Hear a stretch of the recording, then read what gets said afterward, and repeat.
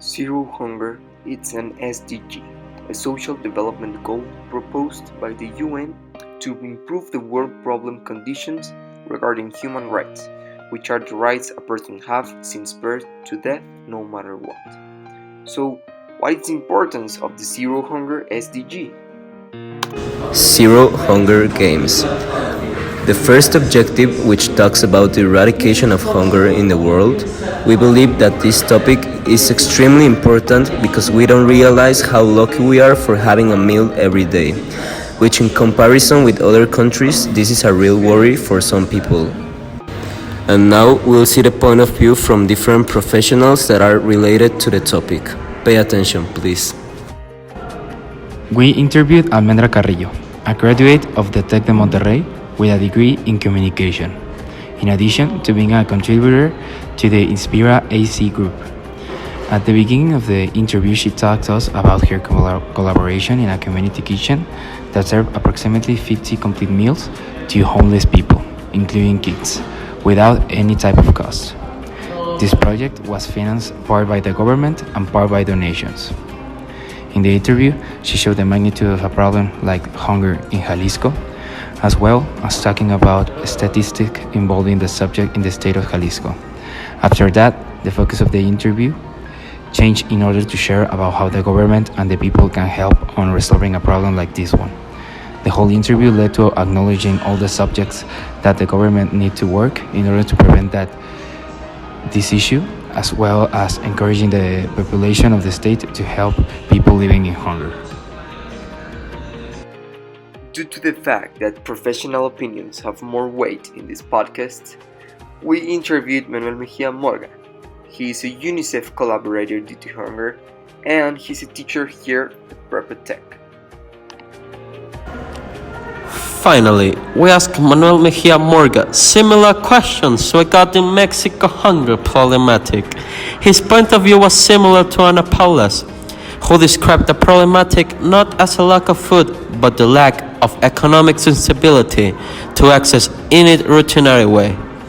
He involved the government by addressing the relationship between the food suppliers and the politics in charge of supervising the food availability and accomplishment of basic rights, of good life quality, and the access to basic food. He is responsible of the UNICEF topic in Prepa Tech, and his direct relation with the problematic is as basic as the hunger and basic rights of children in Mexico from his experience and perspective. We are also interested in the opinion of students related to hunger topics, so we interviewed Ana Paula Cárdenas Fregoso. She is a student in Tech University. She's studying nutrition, and she has a very interesting opinion, point of view, and perspective due to this topic. She would like to share with us her problematics and what she thinks she could be able to do when she graduates, and what she could help to eradicate this problem. Let's listen to her opinion.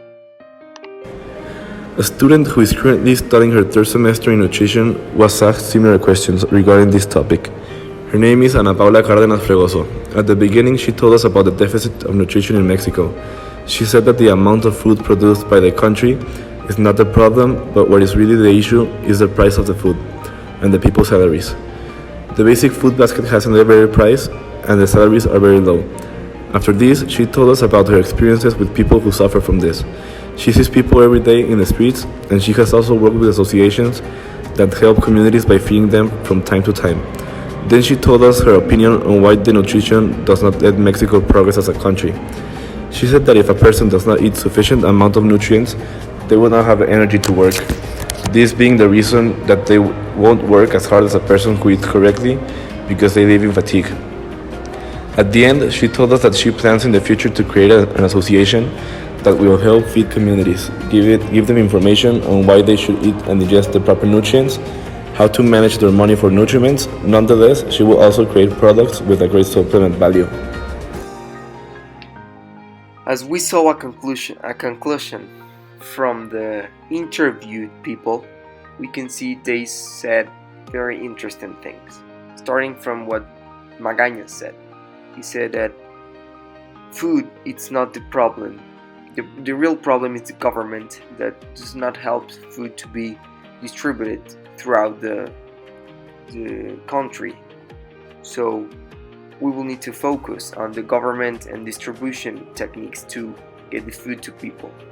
Also, we heard about Ana Paula saying that the pricing of food is too high for people.